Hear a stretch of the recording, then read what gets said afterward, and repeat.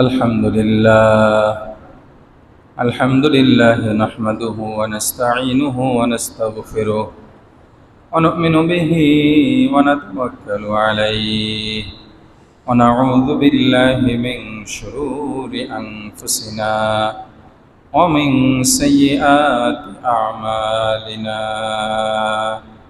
من يهده الله فلا مضل له ومن يضلله فلا هادي له ونشهد أن لا إله إلا الله وحده لا شريك له ونشهد أن سيدنا وسندنا وحبيبنا وحبيب ربنا وطبيب قلوبنا وأولانا ومولانا محمدا عبده ورسوله أرسله إلى الخلق بالحق بشيرا ونذيرا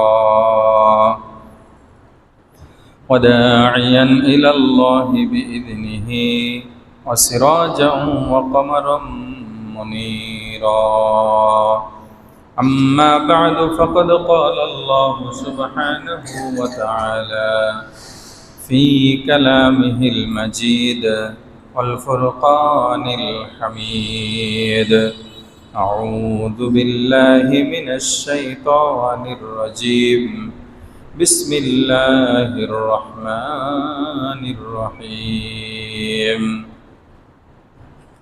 كل نفس ذائقة الموت وقال صاحب القرآن صلى الله عليه وسلم الموت تحفة المؤمن أو كما قال النبي صلى الله عليه وسلم صدق الله مولانا العظيم وصدق رسوله النبي الأمي الكريم ونحن على ذلك لمن الشاهدين والشاكرين والحمد لله رب العالمين وقال تعالى إن الله وملائكته يصلون على النبي يا أيها الذين آمنوا صلوا عليه وسلموا تسليما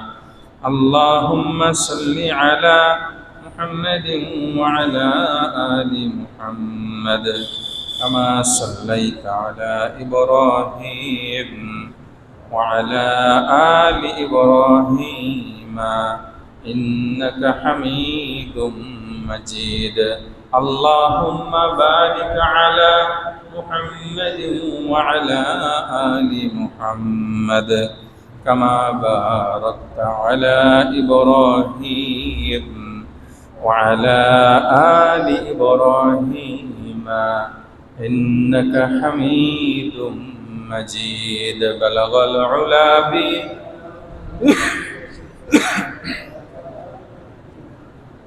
حسنت جميع خصاله صلوا عليه وآله رہے میرے مسکن حوالی کعبہ بنے میرے مدفن دیار مدینہ بلغ العلا بکمالہ کشف الدجى بجمالہ حسنت جميع خصاله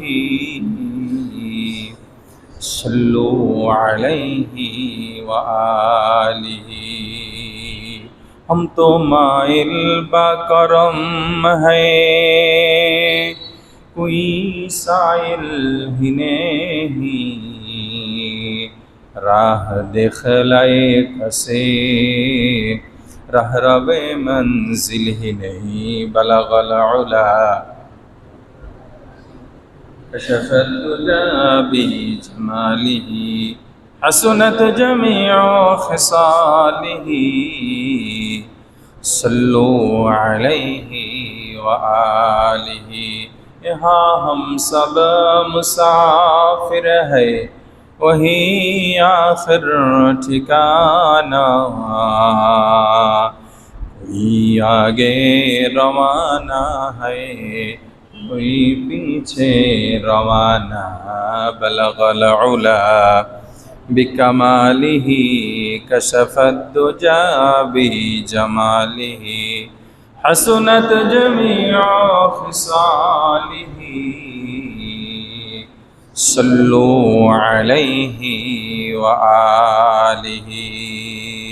मुअज़्ज़ज़ मोहतरम हाज़िरीन, সর্বপ্রথম সেই মহান প্রভুর শুকরিয়া আদায় করি যিনি আপনাকে আমাকে অত্যন্ত দয়া করে মায়া করে মেহেরবানি করে আজকের এই মুহূর্ত পর্যন্ত সুস্থ সবল রেখে পবিত্র জুমার দিন জুমার নামাজ আদায় করার লক্ষ্যে আগে আগে মসজিদে এসে দিনে কিছু কথা বলবার ও শুনবার সুযোগ করে দিলেন। সেই মহান প্রভুর প্রতি অন্তরের অন্তঃস্থল থেকে কালিমাতুশ শুকর জবান খুলে ভক্তি সহকারে সমস্যারে সুউচ্চ কণ্ঠে আলহামদুলিল্লাহ। গত কয়েক জুমা যাবৎ আলোচনা চলতেছিল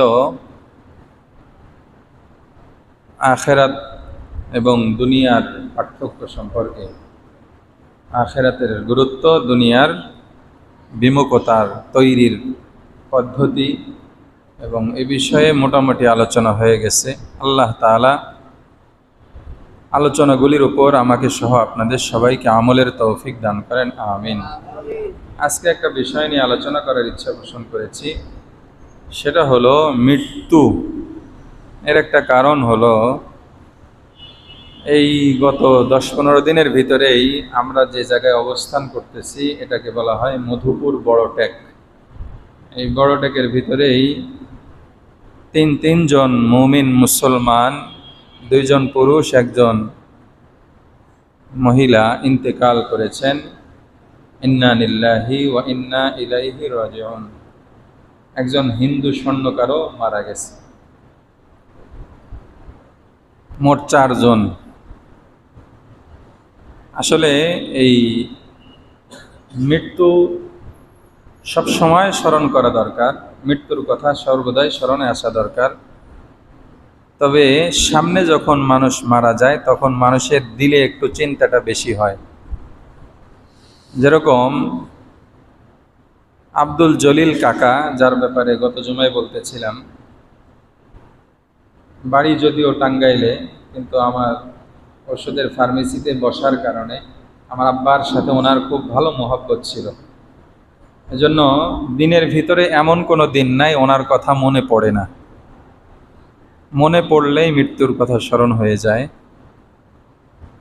আসলে উচিত তাই, মানুষ মারা গেলে এই কথাটা বারবার স্মরণে নিয়ে আসা।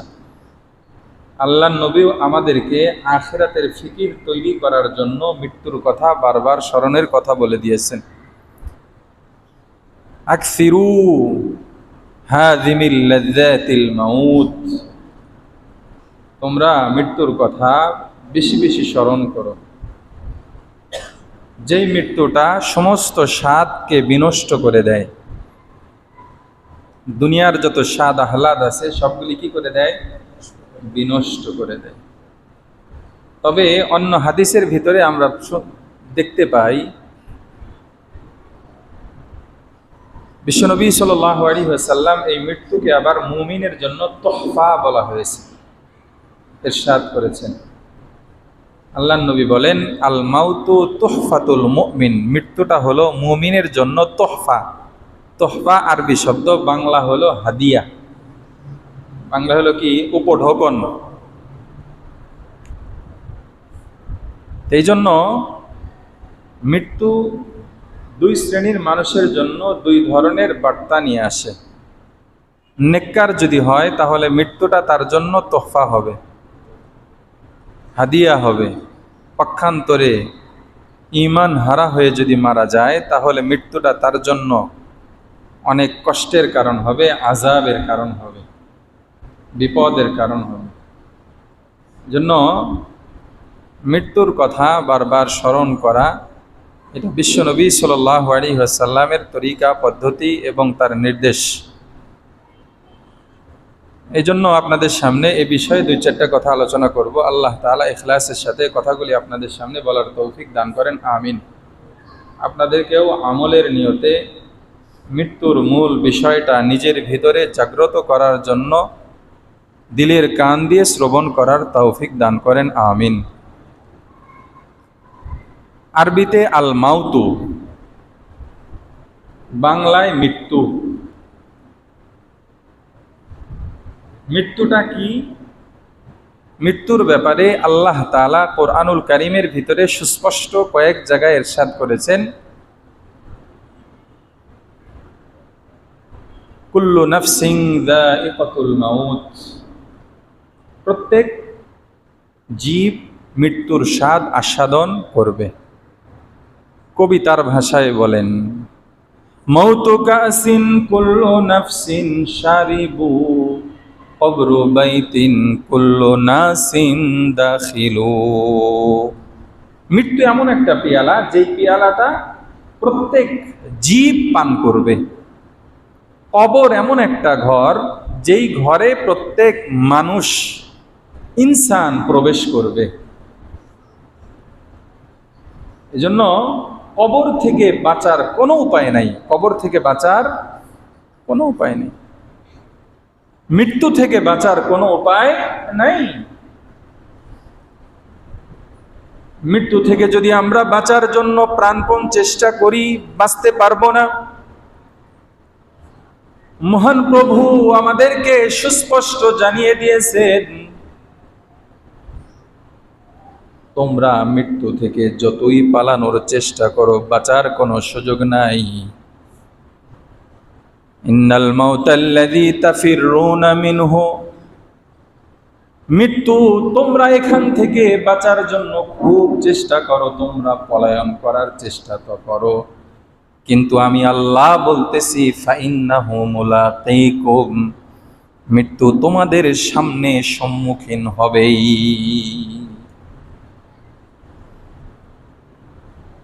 এই জন্য মৃত্যু থেকে পলায়ন করার যতই চেষ্টা করি না কেন, পালানোর কোনো সুযোগ নাই। আল্লাহ কোরআনে বলতেছে, মৃত্যু থেকে তোমরা পালানোর খুব চেষ্টা করো, কিন্তু মৃত্যু তোমাদের সামনে আসবেই। তাই তো আমরা মৃত্যু থেকে বাঁচার জন্য এমন কোনো চেষ্টা নাই যেটা করি না। কেউ কি আজ পর্যন্ত মৃত্যু থেকে বাঁচতে পারে নাই? সাইয়্যিদিনা মুসা আলাইহিস সালামের কাছে যখন মালাকুল মউত আসছে, অনুমতি ছাড়া যখন আসছে, আসার পরে হযরত মুসা আলাইহিস সালামের সামনে যখন এসে দাঁড়াইছে, এমন একটা চড় মারছে, মালাকুল মউতের চোখটা একদম ঝোলা শুরু হয়েছে। আল্লাহর কাছে যা বলতেছে, আল্লাহ, এমন মানুষের কাছে আমাকে পাঠাইলেন যে এক চড় দিয়ে আমার চোখ ফালায় দিল।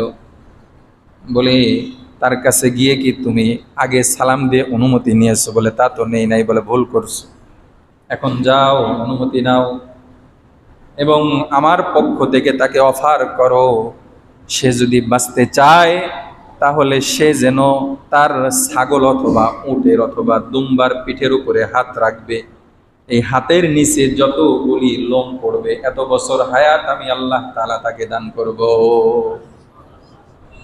মালাকুল মউত এসে সালাম দিয়ে বলতেছে, আসসালামু আলাইকা ইয়া রাসূলুল্লাহ, আসসালামু আলাইকা ইয়া কালিমাল্লাহ। ও আল্লাহর কালিম, ও আল্লাহর নবী, ও আল্লাহর রাসূল মুসা, আপনার প্রতি আল্লাহর পক্ষ থেকে দরুদ ও সালাম। আমি এসেছিলাম আপনার জান কবজের জন্য, তবে আল্লাহর পক্ষ থেকে একটা অফার আছে। সে অফারটা হলো, আপনি যদি বাঁচতে চান তাহলে একটা উট, ছাগল অথবা দুম্বার পিঠের উপরে হাত রাখেন, এর নিচে যত লোম পড়বে এত বছর পর্যন্ত আপনার হায়াত আল্লাহ তাআলা বাড়ায় দিবেন। হযরত মুসা আলাইহিস সালাম পাল্টা প্রশ্ন করলেন, আচ্ছা তারপরে কি হবে? বলে, তারপরে আপনাকে মরতেই হবে, মরা ছাড়া উপায় নাই। হযরত মুসা আলাইহিস সালাম বললেন, মরতে যেহেতু হবেই, মরা ছাড়া যেহেতু উপায় নাই, তাহলে এত দেরি করে লাভ কি? তুমি এখন আমার জানটা কবজ করে নিয়ে যাও। আমাদের নবী, বিশ্ব নবী সাল্লাল্লাহু আলাইহি ওয়াসাল্লাম মেরাজের রজনীতে যখন জান্নাত ভ্রমণ করতেছিলেন, সাত তবক আসমানের উপরে সিদরাতুল মুনতাহার উপরে যখন জান্নাত ভ্রমণ করতেছিলেন, আল্লাহ নবী একটা সুন্দর বাড়ি দেখলেন। তার সফর সঙ্গী জিবরাইল আলাইহিস সালাম ওনাকে লক্ষ্য করে বললেন, এই সুন্দর বাড়িটা কার?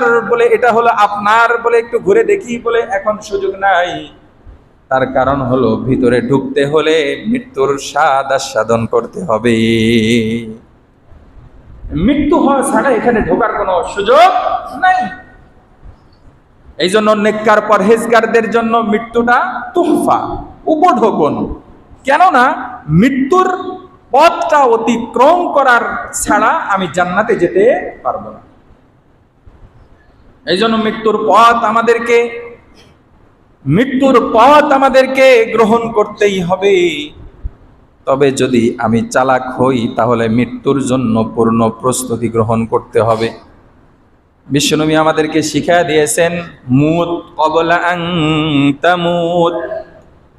ও আমার উম্মতেরা, তোমরা মরার আগে মরো, মরার আগে মরো।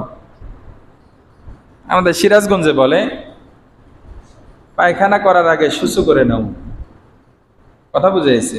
এর দ্বারা উদ্দেশ্য হলো, এখন তো আলহামদুলিল্লাহ সবার বাড়িতে পায়খানার ব্যবস্থা আছে। এক সময় তো ছিল না। মানুষ বিভিন্ন জায়গায় বন জঙ্গলে গিয়ে পায়খানা সারত। যাওয়ার সময় এক বদনা পানি নিয়ে যেত। কেউ যদি পানি নিয়ে না যায় তাহলে কি পানি খরচ করার ব্যবস্থা হবে? হবে না, কাপড় নষ্ট হবে। এজন্য বলতো যে পায়খানা করার আগেই পানিটা প্রস্তুত করে নিয়ে যাও, নতুবা ঝামেলায় পড়বে। মরার আগে মরার উদ্দেশ্য হলো, মরার আগে মরার প্রস্তুতি গ্রহণ করতে হবে। মরার আগে মরার প্রস্তুতি গ্রহণ করতে হবে। মরা থেকে পালায়া কোনো ফায়দা হবে না। মৃত্যু আমাদেরকে ধরে ফেলবেই। মৃত্যু আমাদের পিছে তাড়া করতেছে, মৃত্যু আমাদের পিছনে পিছনে চলতেছে। মৃত্যু কত নিকটে। মানুষ যখন জন্মগ্রহণ করে, জন্মের সাথে সাথেই ডান কানে আজান দেওয়া সুন্নত, বাম কানে ইকামত দেওয়া সুন্নত। জানাজার নামাজে আজানও নাই, ইকামতও নাই, শুধুমাত্র 4 তাকবীরের সহিত নামাজ আদায় করা হয়। এর দ্বারা আল্লাহ তাআলা অটোমেটিকলি আমাদেরকে জানায় দিলেন, বান্দা তুমি যখন ভূমিষ্ঠ হইলে তোমার আজানও শেষ, ইকামতও শেষ, এখন তোমার জানাজার নামাজটা বাকি আছে।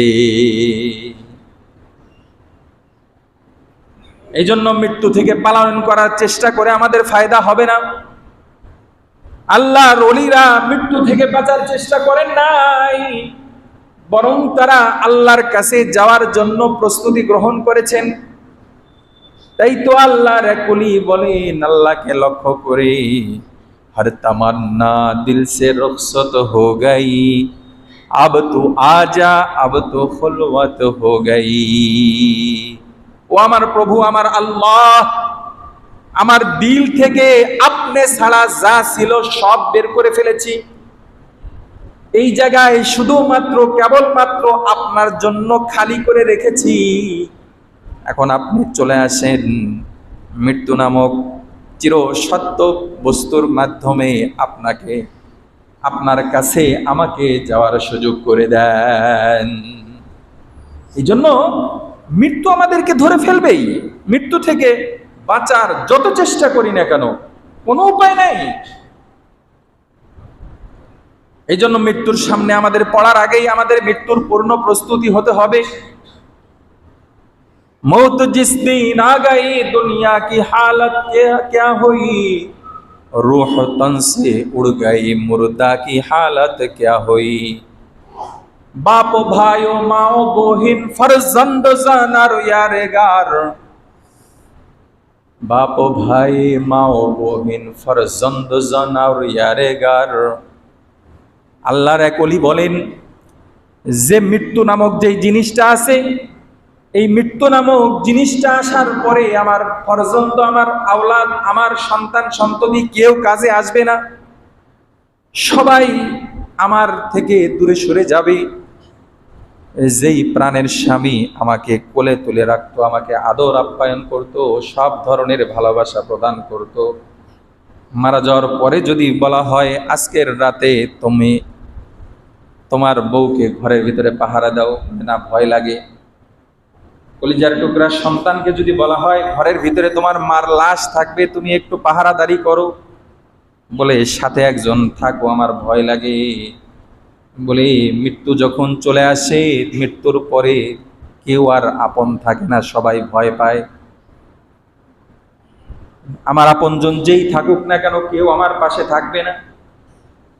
এই জন্য মৃত্যুর কথা সর্বদা আমরা যদি স্মরণ করি, তাহলে মৃত্যু নামক চির সত্যটা আমাকে গুণামুক্ত থাকতে সহযোগিতা করবে। মৃত্যু নামক চির সত্য জিনিসটা আমাকে নেকামল করতে উদ্বুদ্ধ করবে। এক সময় হঠাৎ মৃত্যুর সংখ্যা কম ছিল, মানুষ বয়স হলে মারা যেত, গ্রামগঞ্জে দেখা যেত অনেক বয়স্ক লোক আছে। এখন আপনি নিজের গ্রামে খোঁজ নিয়ে দেখেন বয়স্ক লোক কয়জন আছে? বয়স্ক লোক খুঁজে পাওয়া যায় না। 70-80 বছরের মানুষের সংখ্যাই কমে যাচ্ছে। 50 থেকে 60-এর ভিতরে অনেক মানুষ মারা যায়, 60 থেকে 70-এর ভিতরে ম্যাক্সিমামই মারা যায়। 70 বছরের উপরে হায়াত পাওয়ার সংখ্যাটা খুব কম। 80 পার করছে এরকম সংখ্যা আরো কম। 90 পার হয়েছে এমন সংখ্যা তো অনেক কম। 100 পার হওয়ার সংখ্যা তো অত্যাধিক কম। এই সামান্য হায়াত যেন আমাকে ধোঁকা দিয়ে আখিরাত থেকে বিমুখ করে না ফেলে।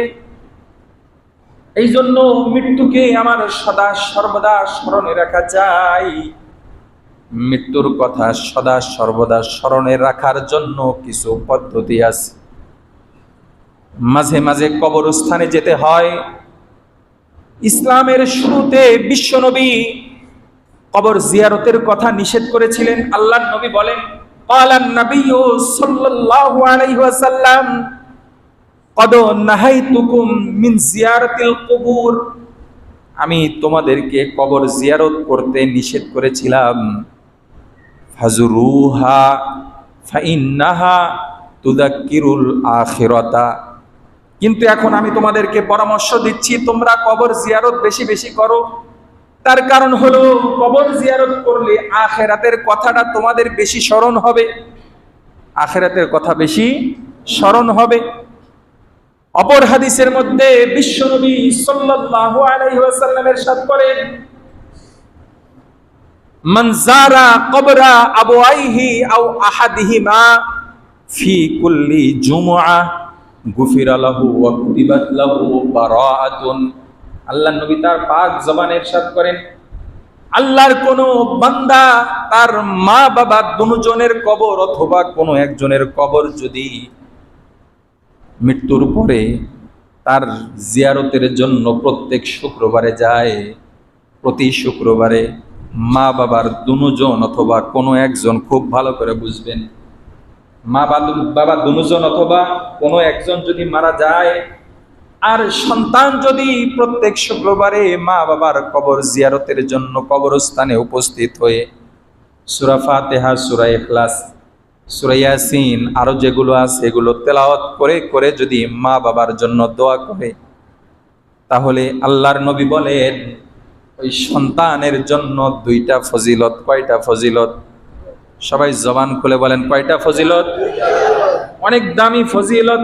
1 নাম্বার ফজিলত হলো গুফিরা লাহু, আল্লাহ তাআলা তার গুনাহগুলি মাফ করে দিবেন। সুবহানাল্লাহ। ওয়া কুতিবাত লাহু বারাআতুন, আল্লাহ তাআলা তার নামটাকে জাহান্নাম থেকে কেটে দিয়ে জাহান্নাম থেকে মুক্তি ধার্য করে দিবেন। সুবহানাল্লাহ। মা বাবার কবর জিয়ারত করতে গেলে আপনার এই ফায়দা। মা বাবা জীবিত থাকতে তো ফায়দা আরো বেশি রে ভাই। ক্বালান নাবিয়্যু সাল্লাল্লাহু আলাইহি ওয়াসাল্লাম রিজাল্লাহ ফি রিজাল ওয়ালিদাইন, মা বাবার সন্তুষ্টির মধ্যেই আল্লাহ তাআলার সন্তুষ্টি নিহিত। কেউ যদি চায় আমার প্রভু আমার উপর রাজি হয়ে যাক, সে যেন তার মা বাবাকে নিজের উপর রাজি করে নেয়। মা বাবাকে রাজি করতে তো বেশি কিছু লাগে না রে ভাই। মা বাবাকে রাজি করতে বেশি কিছু লাগে না। সন্তানকে রাজি করতে কত সম্পদ দরকার হয়। সন্তানকে ছোটবেলা থেকে মানুষের মতো মানুষ বানানোর পরেও সন্তানকে যদি একটু তার আশাটা পূরণ করা না হয়, সোশ্যাল মিডিয়ার যুগে আপনি দেখবেন সন্তানকে বাইক না কিনে দেওয়ার কারণে মা বাবাকে মারছে, এরকম ঘটনা নাই? মা বাবার গলায় ছুরি ধরে সন্তান টাকা নিয়ে নেশা করে, এরকম সন্তান নাই? আছে। মা বাবার সাথে অসদাচরণের সংখ্যা অনেক বেশি। যদিও আখিরি জামানা চলে আসতেছে, ফিতনার জামানা শুরু হয়ে গেছে। এমন মা বাবাও খুঁজে পাওয়া যায় যারা সন্তানকে বিক্রি করে নিজে নেশা করে, এমন মা বাবার সংখ্যা ধীরে ধীরে বাড়তেছে।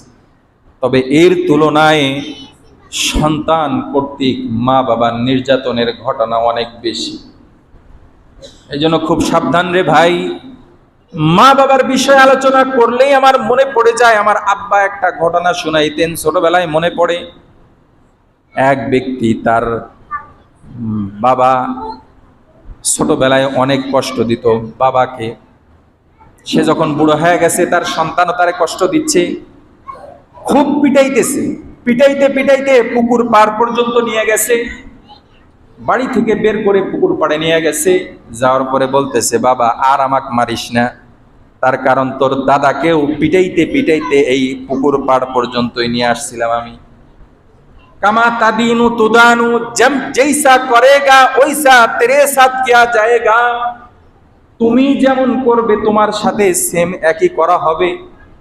এই জন্য আজ তুমি বাবার সাথে খারাপ আচরণ করো, মার সাথে খারাপ আচরণ করো। আরে ভাই, মা বাবা যখন বুড়া হয়ে যায়, মা বাবা তো শিশুর মতো আচরণ করবে, এটাই স্বাভাবিক। এটা আল্লাহ কর্তৃক ফায়সালা। আল্লাহ সুবহানাহু ওয়া তাআলা ওমান নুআম্মিরহু নুনাক্কিসু ফিল খালক।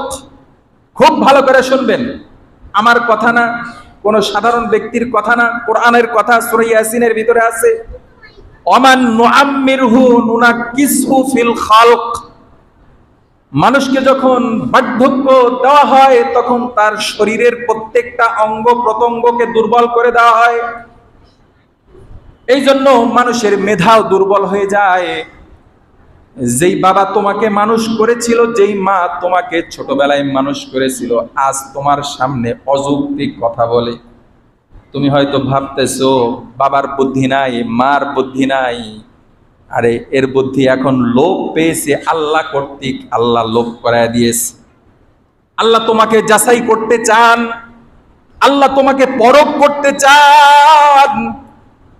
যেই সন্তানকে লালন পালন করতে গিয়ে মা বাবা নিজের সুখকে বিসর্জন দিল, যেই মা বাবা নিজে ভালো খাবার না খেয়ে তোমার মুখে ভালো খাবারটা তুলে দিয়েছিল, নিজে ভালো পোশাকটা না নিয়ে তোমাকে সুন্দর সুন্দর পোশাক কিনে দিয়েছিল, একবার ফিকির করো তুমি তোমার সন্তানের জন্য কি করো।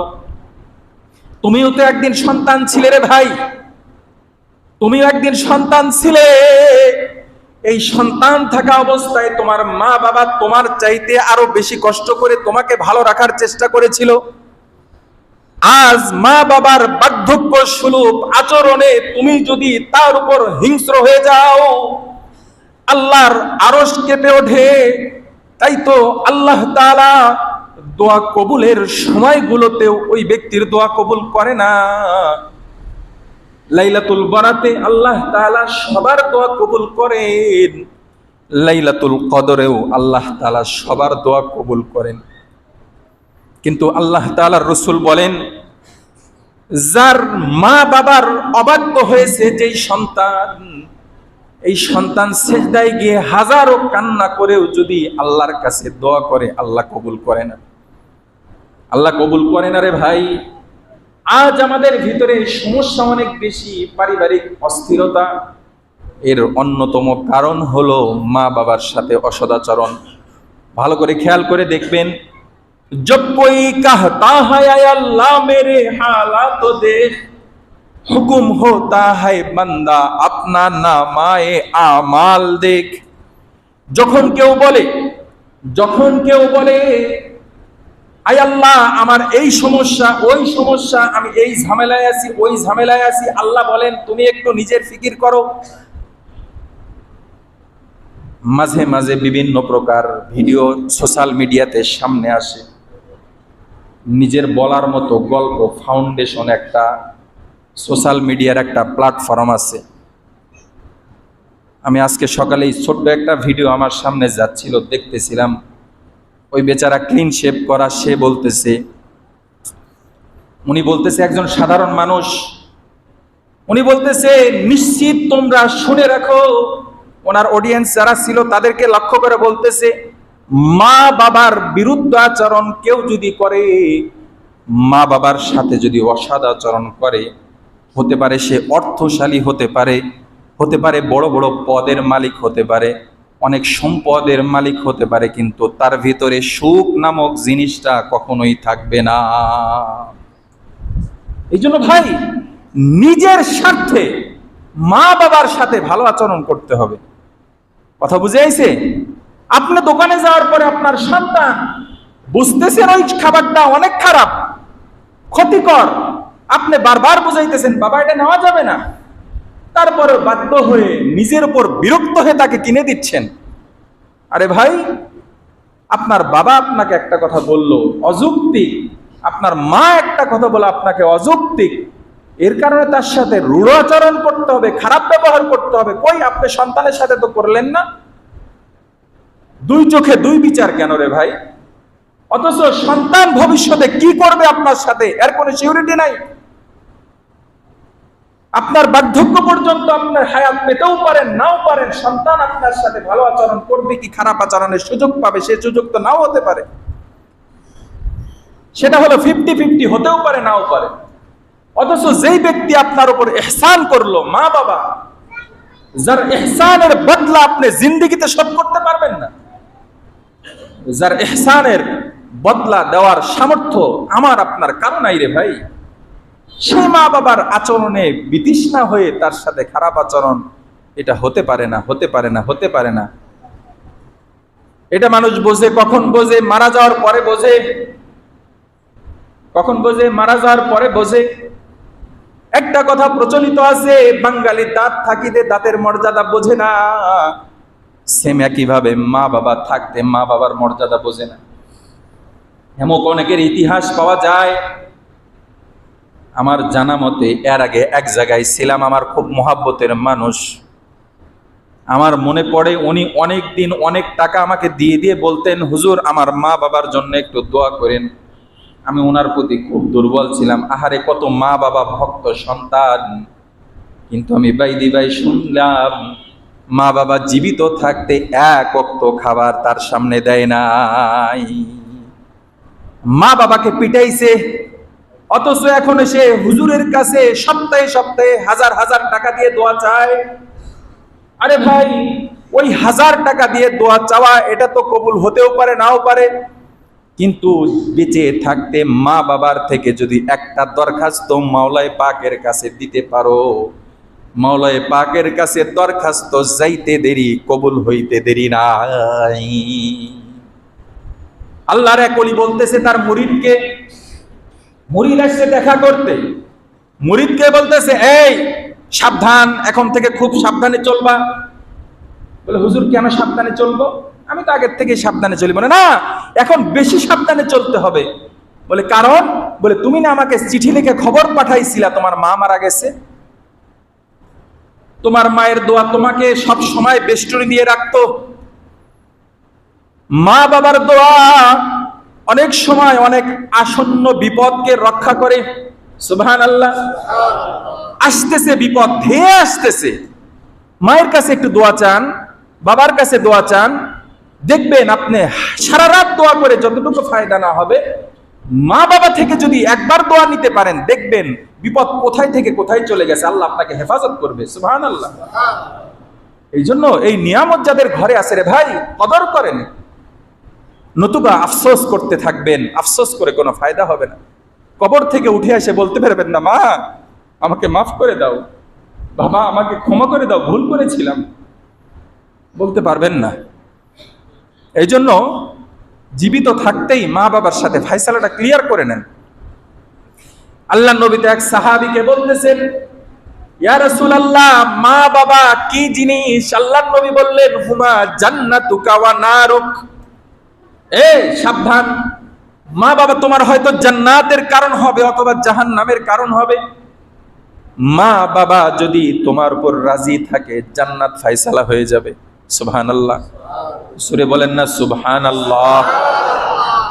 অথচ মা বাবা যদি কারো উপর নারাজ হয়, আল্লাহ নবী বলেন, হুমা নারুক, তুমি যত আমলই করো না কেন, জাহান্নামে যাওয়ার কারণ হওয়ার জন্য মা বাবার নারাজি যথেষ্ট। এই জন্য মৃত্যু অনেক বেশি বেড়ে গেছে। হতে পারে আমি আপনি যে কোনো মুহূর্তে মারা যেতে পারি, মার আগে বাবার আগে আমরা চলে যেতে পারি, এমন যেন না হয় মা বাবা আমার কষ্টের কথা স্মরণ করে আহ বলে আল্লাহর কাছে বিচার দেয়। মা বাবা তো রক্তে মাংসে গড়া মানুষ, মা বাবা তো আর আমার আল্লাহর মতো অত দয়াবান না। মা বাবা যদি খালি আল্লাহর কাছে আহ বলে বিচার দেয়, আমার 1000 বছর নয় 100 বছরের আমল সব বৃথা হয়ে যাবে রে ভাই। অথচ আমার যত গুনাই থাক, মা বাবার যদি ভালো আচরণের কারণে মা বাবা যদি চোখের পানি ছেড়ে দিয়ে বলে, আল্লাহ আমার সন্তানটা আমার আগেই কবরে চলে গেল, তুমি আমার সন্তান অমুক দিন আমার সাথে এই ভালো ব্যবহার করেছিল, তুমি তাকে মাফ করে দাও। হয়তো আপনার আমলের কমতি থাকবে, কিন্তু মা বাবার দোয়ার কারণে হয়তো কবরটা জান্নাতের বাগান হয়ে যাবে। হয়তো কবরের ভিতরে আযাবের ফেরেশতা এসেও আযাব দিতে পারবে না, মুক্তির ফয়সালা হয়ে যেতে পারে।